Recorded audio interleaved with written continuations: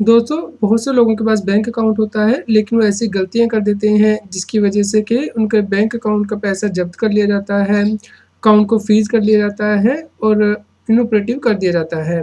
तो इस वीडियो में डिस्कस करेंगे कि आपको कौन-सी ऐसी गलतियाँ जो नहीं करनी है, ताकि आपका अकाउंट इनऑपरेटिव ना हो।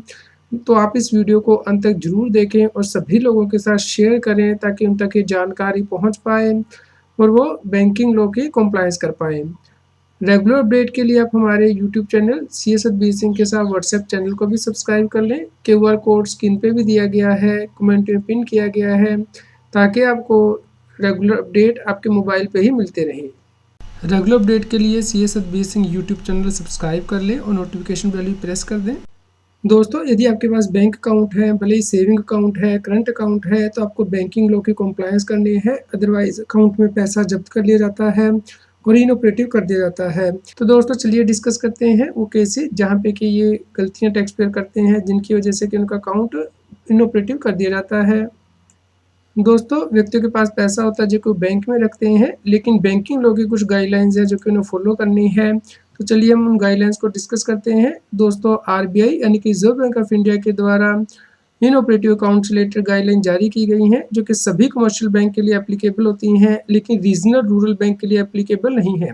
तो दोस्तों, समझ लेते हैं पहले कि यदि आपका अकाउंट इन बैंक्स में है, तो उस केस में आपके लिए गाइडलाइंस एप्लीकेबल हो जाती हैं, जैसे कि पब्लिक सेक्टर बैंक होते हैं, जहाँ पे कि गवर्नमेंट का होल्ड होता है इन बैंक्स में, शेयर होता है, तो आप इन बैंक की लिस्ट अपनी स्क्रीन पे देख सकते हैं।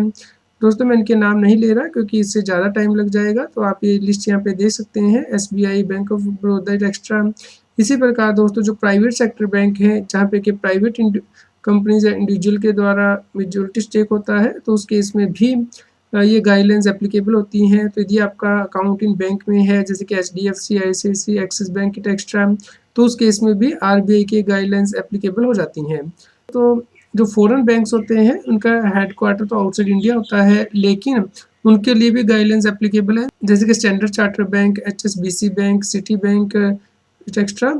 दोस्तों, रीजनल रूरल बैंक के लिए गाइडलाइन एप्लीकेबल नहीं है, यानी कि जहाँ पे कि रीजनल रूरल बैंक ओपन किए जाते हैं रूरल या सेमी अर्बन एरियाज़ में, ताकि वहाँ बैंकिंग फैसिलिटी प्रोवाइड की जा सके। यहाँ पे कुछ शेयर जो है वो गवर्नमेंट का होता है, बाकी स्पॉन्सरिंग बैंक का होता है, कुछ इफेक्टिव स्टेट गवर्नमेंट का होता है। तो ऐसे बैंक की लिस्ट है, जैसे कि आंध्रा प्रगति ग्रामीण बैंक, असम ग्रामीण विकास बैंक, वडोदरा गुजरात ग्रामीण बैंक एक्स्ट्रा। इसकी लिस्ट आप यहाँ पे देख सकते हैं।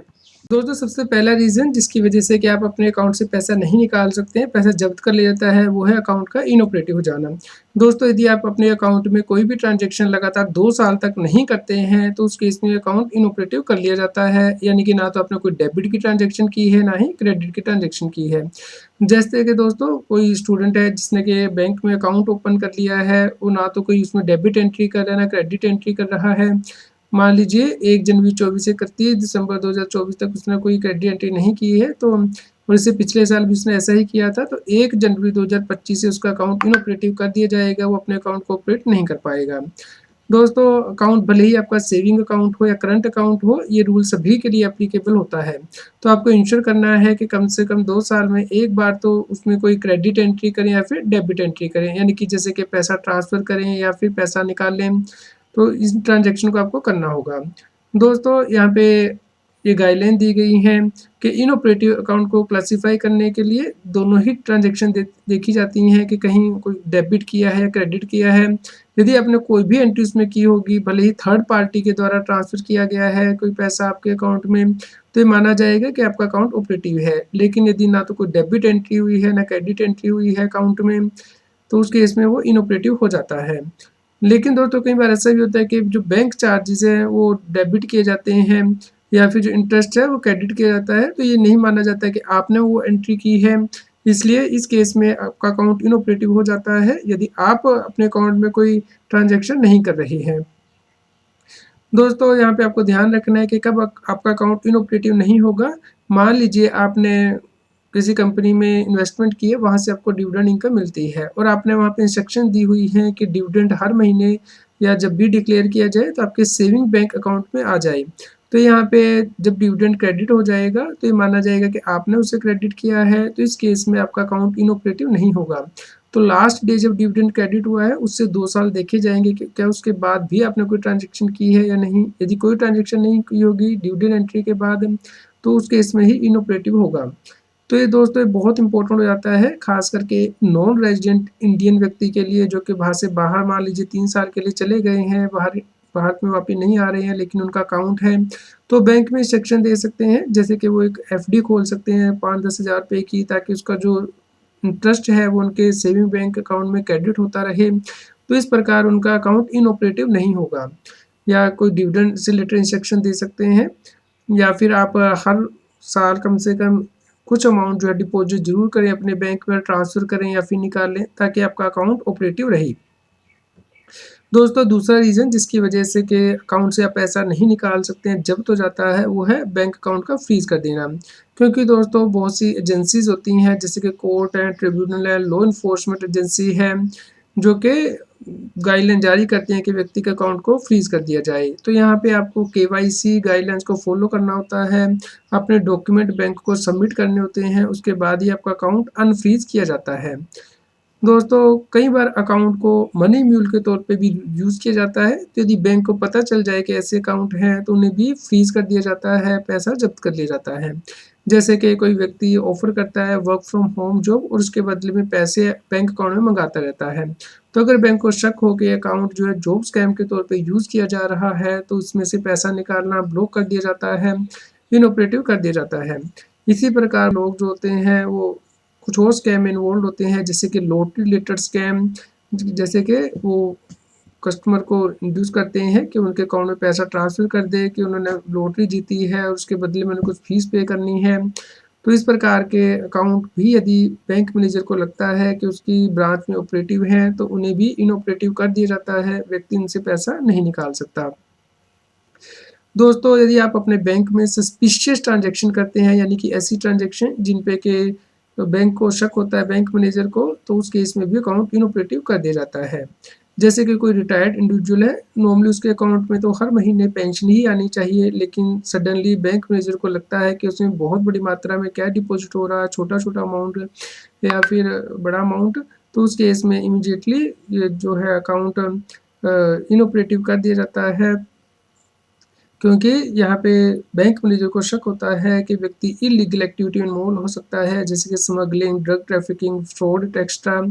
तो इसी के लिए जो अकाउंट है इनऑपरेटिव किया जाता है, और यहाँ पे केवाईसी गाइडलाइंस को कस्टमर को फॉलो करना होता है, उसके बाद ही उसका अकाउंट अनफ्रीज किया जाता है। व्यक्ति का नेम जो है मिसमैच करता है, पर्टिकुलर मिसमैच करते हैं पैन के साथ या केवाईसी डॉक्यूमेंट के साथ, तो उस केस में भी अकाउंट को इनऑपरेटिव कर दिया जाता है, पैसे जब्त किया जाता है। जैसे कि आपका जो पैन नंबर है उसमें जो नेम दिया गया है वो इनकम टैक्स की वेबसाइट के अकॉर्डिंग अलग है, और जो आपने बैंक में दिया उसके अकॉर्डिंग अलग है, तो उस केस में अकाउंट इनऑपरेटिव किया जाता है। या फिर जो आधार नंबर में आपका जो नेम या पर्टिकुलर दिए गए हैं वो बैंक रिकॉर्ड से मैच नहीं करते हैं, या आपने जीएसटी नंबर दिया हुआ है लेकिन वो जीएसटी पोर्टल से वैलिडेट नहीं हो रहा है, तो उस केस में भी अकाउंट इनऑपरेटिव किया जा सकता है।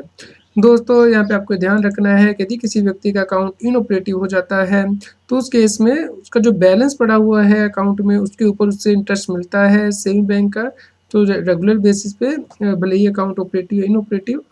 दोस्तों यदि किसी व्यक्ति की एफडी मैच्योर हो चुकी है, वो अनपेड है, तो उस केस में उसे जो इंटरेस्ट मिलता है वो सेविंग बैंक के इंटरेस्ट रेट से मिलता है। तो दोस्तों आपको यहाँ पे ध्यान रखने के, यदि आपका अकाउंट इनऑपरेटिव हो गया है तो आपको उसे ऑपरेटिव करना होता है। KYC document, know your customer document submit करने होते हैं, जैसे कि पैन कार्ड, आधार कार्ड एक्स्ट्रा।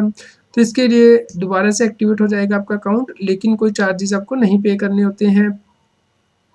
तो दोस्तों आप कितने बैंक अकाउंट रख सकते हैं, इसके लिए कोई लिमिट नहीं है, लेकिन आपको ये इंश्योर करना है कि कम से कम बैंक अकाउंट आप रखें, क्योंकि सभी बैंक अकाउंट जो आप रखते हैं वो आपको इनकम टैक्स डिपार्टमेंट को रिपोर्ट करने होते हैं। दोस्तों मल्टीपल अकाउंट को मैनेज करना बहुत कॉम्प्लेक्स हो जाता है, क्योंकि आपको सभी बैंक स्टेटमेंट डाउनलोड करनी पड़ती हैं और उनकी ट्रांजैक्शन देखनी पड़ती हैं, इसलिए कोशिश करें कि कम से कम बैंक अकाउंट रखें। दोस्तों आपको हर बैंक अकाउंट में मिनिमम बैलेंस भी रखना पड़ता है, अदरवाइज़ आपको बैंक चार्जेस देने पड़ते हैं। तो आप इंश्योर करें कि वही बैंक अकाउंट अपने पास रखें जिनकी आपको ज़रूरत है, बाकी अकाउंट आप क्लोज़ कर दें, क्योंकि जो इनऑपरेटिव अकाउंट होते हैं उसमें फ्रॉडुलेंट ट्रांजैक्शन होने का रिस्क रहता है। जो अकाउंट ऑपरेट ही नहीं हो रहे हैं उनमें हो सकता है कोई ऐसी ट्रांज़ैक्शन व्यक्ति कर दे जो कि आपसे बिलॉन्ग ना करती हो। तो इसलिए आप अपनी बैंक स्टेटमेंट को कम से कम 4 महीने में या 6 महीने में ज़रूर प्रिंट आउट करें और देखें कि उसमें कौन-सी ट्रांज़ैक्शन हुई है, क्या वो ट्रांज़ैक्शन आपने की है? और यदि आपने ट्रांज़ैक्शन नहीं की है, तो इस केस में बैंक को इसके बारे में इन्फॉर्म करें, ताकि आपको इनकम टैक्स डिपार्टमेंट से या किसी और एजेंसी से कोई नोटिस ना आए। तो दोस्तों, अगर आप इन गलतियों से बचेंगे जो कि हमने इस वीडियो में डिस्कस की है, तो उस केस में आपका अकाउंट इनऑपरेटिव नहीं किया जाएगा, आपका पैसा जब्त नहीं किया जाएगा।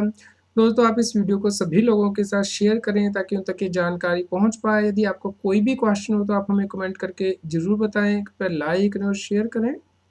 इनकम टैक्स की और अधिक जानकारी के लिए आप CA Satbir Singh YouTube channel पे जाके प्लेलिस्ट में जाके टॉपिक वाइज प्लेलिस्ट देख सकते हैं कि इनकम टैक्स में कौन से नए बदलाव हो रहे हैं, जैसे कि इनकम टैक्स अपडेट के अंतर्गत या फिर डायरेक्ट टैक्स कोड के अंतर्गत। रेगुलर टैक्स अपडेट के लिए इस चैनल को सब्सक्राइब करें। आप हमें Telegram app CA Satbir Singh टैक्सील पे ज्वाइन कर सकते हैं ताकि आप जीएसटी और इनकम टैक्स के रेगुलर अपडेट अपने मोबाइल पर ही प्राप्त कर सकें।